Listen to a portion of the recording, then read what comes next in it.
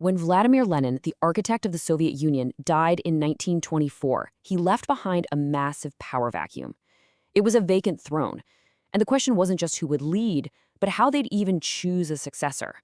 What followed was a brutal battle between the giants of the revolution, a clash of huge personalities, radical ideas, and just ruthless ambition.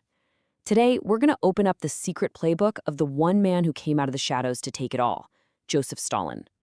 All right, so here's how we're going to break down this incredible story. First, we'll look at the moment the Titan falls and the power vacuum it creates. Then, we'll meet the heirs apparent, all the big names vying for the top spot. After that, we dive into the battle for the future, the clashing ideas they fought over. Then comes the real meat, Stalin's winning playbook. And finally, we'll see what happened to the last man standing and the price paid by everyone else. So let's start at the beginning. It's January 1924. Lenin is dead. And his death doesn't just create a bit of uncertainty. It unleashes the ambitions of every man who saw himself as the rightful heir. The game is on. And this photo, it captures the very first move on this grand chessboard. Right there at Lenin's funeral, Stalin literally puts himself at the center of the story, acting like the loyal disciple who's ready to carry the torch. He even supposedly told his biggest rival, Trotsky, the wrong date for the funeral so he wouldn't show up. It's a small thing maybe, but it tells you everything you need to know about his ruthless maneuvering right from the get-go. Here's the most important thing to understand. The Bolshevik Party was built for one thing: revolution, not succession. There was no plan, no process for a peaceful transfer of power. And that flaw, that oversight, meant a brutal power struggle wasn't just likely, it was absolutely guaranteed. The stage was set for a total free-for-all. So, who were the players who stepped into that arena? Well, it was a whole cast of old Bolsheviks, the original revolutionaries, and they were all ready to fight for control. Each one came armed with their own power base, their own personality, and their own vision for the future. In one corner, you've got Leon Trotsky. He's the intellectual, the fiery public speaker, the hero of the Civil War. Pretty much everyone thought he was Lenin's natural successor. And in the other corner, Joseph Stalin. His rivals dismissed him as a gray blur, just some boring backroom guy who did the paperwork. And they fatally underestimated him because they never realized that the backroom was where the real power was being built. You know, what's so fascinating here is how it reveals the fatal math of this whole conflict. For every single contender, their greatest strength was tied to a devastating weakness. Trotsky's brilliance came with this arrogance that pushed people away. Zinoviev and Kamenev ran the parties in the two biggest cities, but they had this black mark on their record for opposing Lenin back in 17. Bukharin was super popular, but honestly a bit naive for this kind of fight. And Stalin, well, his perceived weakness, being boring, was his greatest weapon.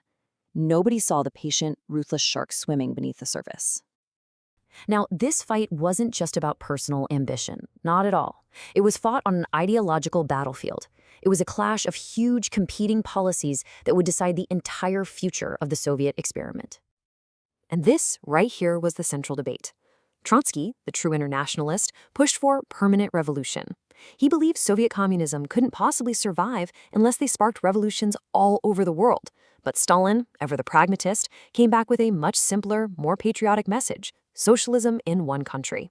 For a nation that was just completely exhausted by years of war and chaos, the idea of just focusing on themselves was, well, it was a whole lot more appealing. Then you had the big fight over the economy. The party's left wing, they hated Lenin's semi-capitalist new economic policy. They thought it was a step backward.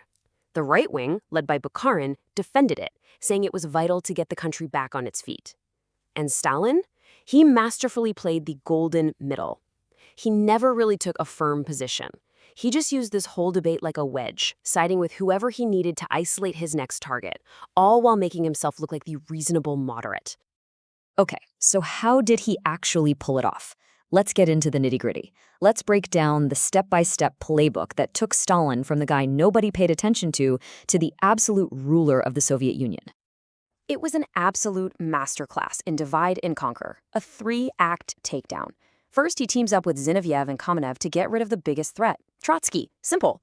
Once Trotsky's out of the picture, he turns around and allies with Bukharin to crush his old partners.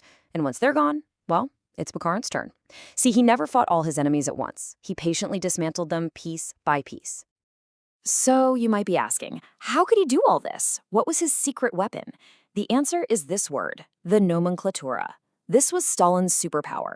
His boring-sounding job as general secretary gave him control over every single important party job in the entire country. So he quietly filled the whole government with people who owed their careers entirely to him.